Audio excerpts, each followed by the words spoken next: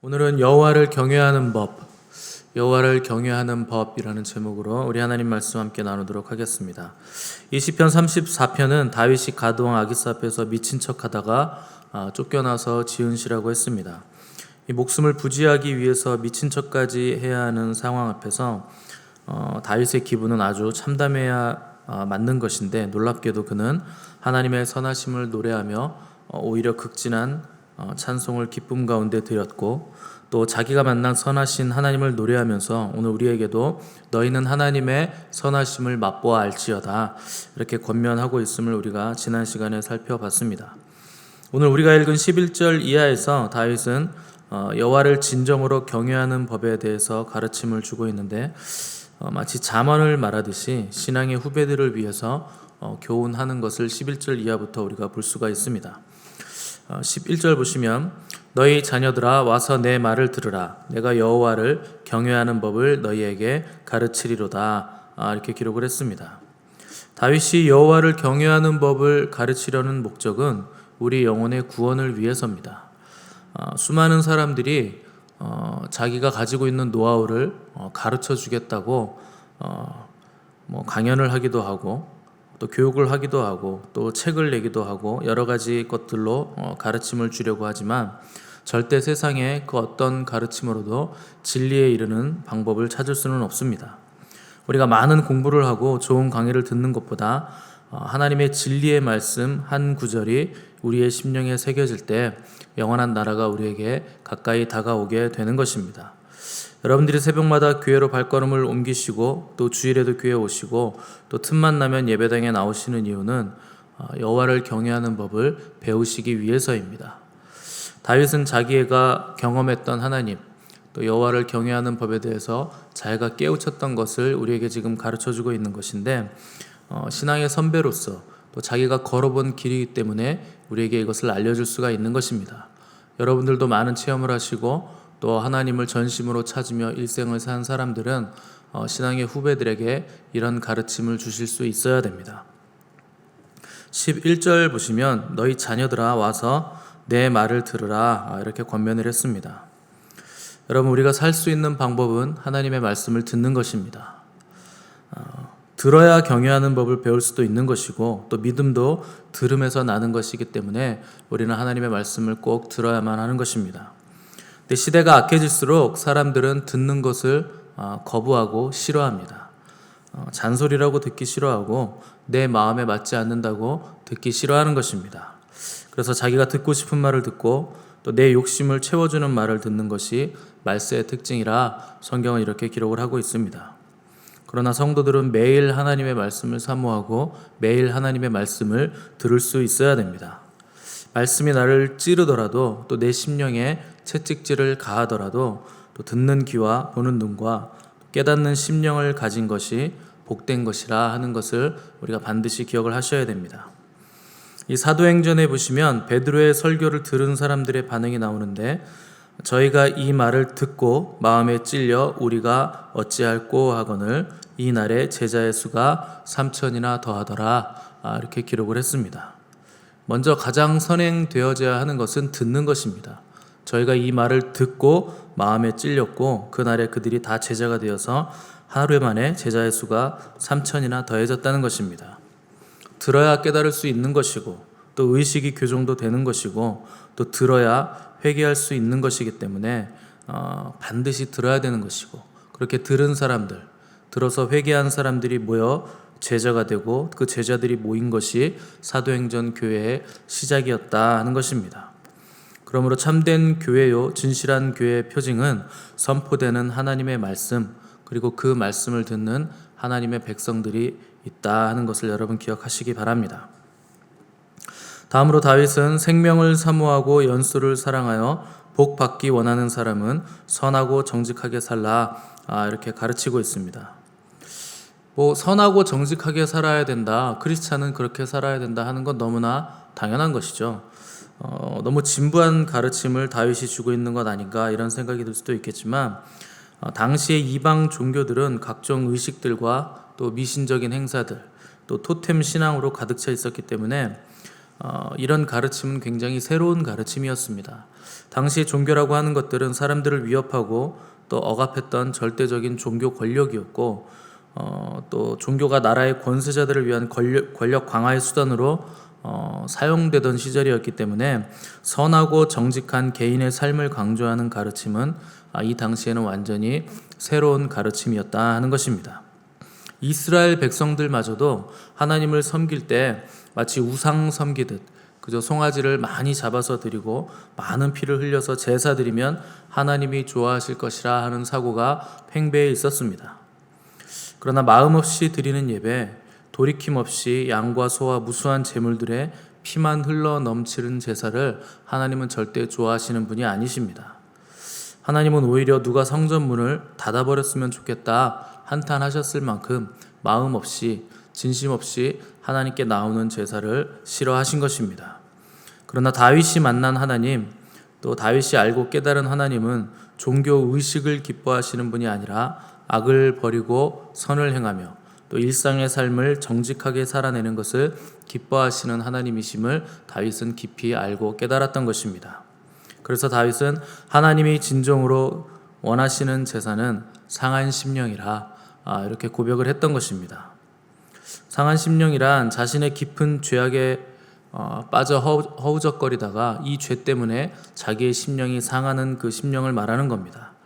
그래서 이 상한 심령으로 주 앞에 나가 회개함으로 제사를 드렸을 때 다윗은 자기의 모든 죄가 사해지고 하나님과의 관계와 구원의 기쁨이 회복된다는 것을 경험을 했기 때문에 다윗이 깊은 진리를 깨닫고 우리에게 가르쳐 줄 수 있었던 것입니다.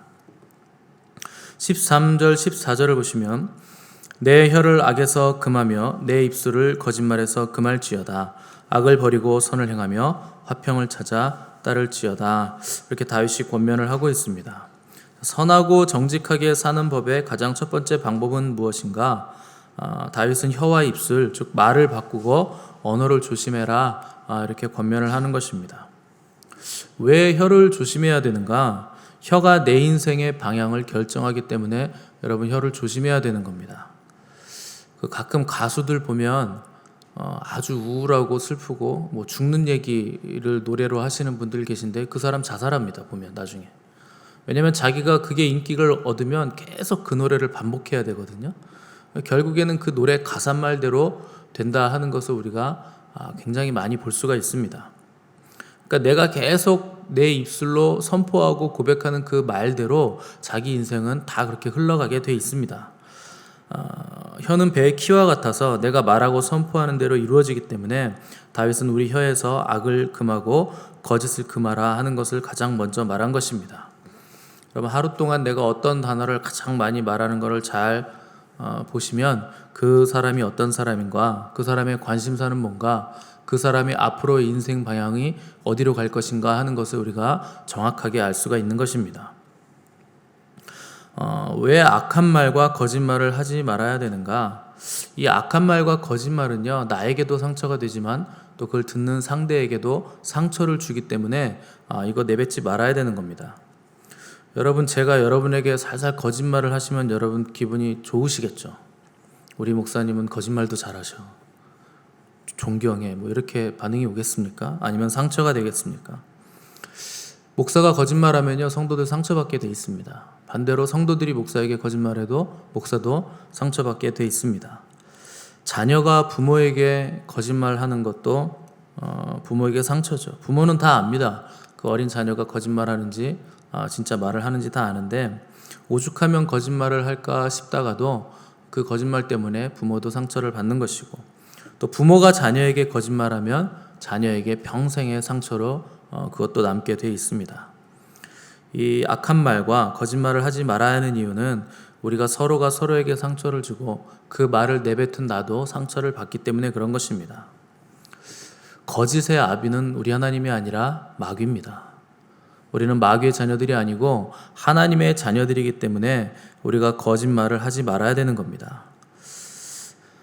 예수님께서는 사람은 그 마음에 가득한 것을 입으로 말한다 이렇게 말씀하셨습니다. 결국 우리가 입을 열어 말하는 모든 언어들은 무슨 문제인가? 우리 마음의 문제라 하는 것입니다. 마음이 아름다운 사람은 그 입술로 아름다운 말을 내는 것이고, 또 마음이 지옥인 사람은 지옥의 언어를 내는 것입니다. 언어가 거친 사람이 있는데 그 사람은 마음에 분노를 안고 있는 사람입니다. 또 자랑하기 좋아하는 사람, 만날 때마다 자기 옛날에 뭐 했고 과거 얘기하고 내가 이루어 놨던 업적을 자랑하는 사람은 지금 현재 마음에 아무것도 가진 것이 없는 사람이기 때문에 과거에 자랑을 하는 겁니다. 음란한 말 하는 사람은 마음이 청결하지 못하기 때문에 음란한 말을 하는 것이고, 비판적인 말을 하는 사람은 그 마음에 비통함이 있기 때문에 비판적인 말을 하는 것입니다. 진실되게 말을 하는 사람은 마음에 진리로 가득 찬 사람들이 진실한 말을 하고 진리의 말을 하는 것입니다. 결국 모든 인간의 언어는 마음의 문제이기 때문에 우리가 하나님께서 기뻐하시는 삶을 살기 위해서 우리의 입술의 언어를 바꾸려면 결국 새 마음을 우리가 가져야만 그런 언어 생활을 우리가 할 수 있게 되는 것입니다. 새 마음은 우리가 힘쓰고 애쓴다고 해서 되는 것이 아니라 성령님께서만이 우리에게 주실 수 있는 것이 새 마음입니다. 그래서 예수 그리스도를 구주로 영접한 사람들만이 이 마음을 가질 수가 있다 하는 것입니다. 그래서 성경은 누구든지 그리스도 안에 있으면 새로운 피조물이라, 이전 것은 지나갔으니 보라 새 것이 되었도다, 이렇게 우리에게 선포를 하고 있는 것입니다. 이미 그리스도를 영접한 저와 여러분들은 이 새로운 피조물이 되었고 새로운 마음을 가진 사람들임을 믿으시기 바랍니다. 우리는 이미 새 출발을 한 사람들이고 새로 태어난 사람들입니다. 그래서 주님은 우리에게 너희는 내가 일러준 말로 이미 깨끗해졌다, 이렇게 말씀을 하고 계신 것입니다. 그러니까 우리는 과거의 그 모든 문제들을 떠올리면서 더 이상 괴로워할 필요가 없는 사람들이 저와 여러분들입니다. 하나님의 말씀은 새로운 미래를 위해서 주신 것이지 과거를 되뇌이면서 붙잡고 괴로워하라고 우리에게 주신 말씀이 절대 아닙니다. 여러분, 과거가 우리의 현재를 조정하지 못하도록 여러분 새로운 미래를 바라보는 눈을 가지셔야 됩니다. 마귀는 자꾸 우리의 과거를 들춥니다. 너 이런 사람이었지 않느냐? 너 과거에 이런 말도 서슴없이 하지 않았느냐? 이렇게 정죄하지만 그것은 그냥 마귀의 조롱이고 마귀의 작전입니다. 과거는 우리에게 아무런 영향을 끼치지 못하는 것입니다. 우리의 현재가 아름다워지면 결국 과거도 그 과정 중에서 있었던 일이기 때문에 다 아름답게 바뀌는 겁니다. 그러니까 과거의 해석도 현재가 어떠하느냐에 따라서 새로운 해석이 되는 것입니다. 그렇다고 해서 우리가 이미 다 된 사람들인가? 그런 것은 아닙니다. 지금도 우리는 되어져 가고 있는 사람들입니다. 그래서 우리에게 필요한 것이 매일매일 성령님의 도우심을 구하는 것입니다. 매일매일 우리의 발을 씻는 것입니다. 그래서 다윗은 내 속에 정한 마음을 창조해 달라, 이렇게 기도를 드렸고, 내 입술에 파수꾼을 세워주십시오, 이렇게 간절하게 기도를 드린 것입니다. 하나님과 가장 친밀했던 다윗도 이런 기도를 드렸다면 이미 새로운 피조물이라 해도 우리 또한 이런 기도를 매일매일 간절히 하나님께 드림으로 정결한 삶을 살기 위해서 몸부림을 쳐야만 하는 것입니다. 하나님의 도우심을 구함과 동시에 우리가 한 가지 더 해야 될 것이 있는데, 우리의 마음을 말씀으로 채우는 것입니다. 여러분들이 바이블 마스터 신약 통독을 계속 하고 계신데, 이 성경을 읽으시는 이유는 우리의 심령을 또 우리의 마음을 말씀으로 채워가는 작업을 하는 것입니다. 왜 말씀으로 채우는가? 마음으로 들어가는 것이 입을 통해서 다시 나오기 때문에 말씀을 채우는 겁니다. 그래서 여러분들은 누가 툭 건드리면 하나님의 그냥 말씀이 탁 튀어나와야 됩니다. 우리의 마음에 말씀이 가득 차서 그것이 완전히 꽉 차서 차고 넘치고 있기 때문에 그것이 그냥 흘러가도록 여러분들의 마음을 말씀으로 채우시는 연습을 부단히 하셔야 되는 것입니다. 결국 다윗의 가르침은 악한 말과 거짓말을 하지 않는 것이 여호와를 경외함의 출발점이라 하는 것입니다. 그래서 15절에서 22절까지는 그렇게 사는 사람들에게 하나님께서 어떻게 복을 주시고 어떻게 구원을 해 주시는가 하는 것을 쭉 써놓은 겁니다. 15절 16절 보시면 여호와의 눈은 의인을 향하시고 그의 귀는 그들의 부르짖음에 기울이시는도다. 여호와의 얼굴은 악을 행하는 자를 향하사 그들의 자취를 땅에서 끊으려 하시는도다.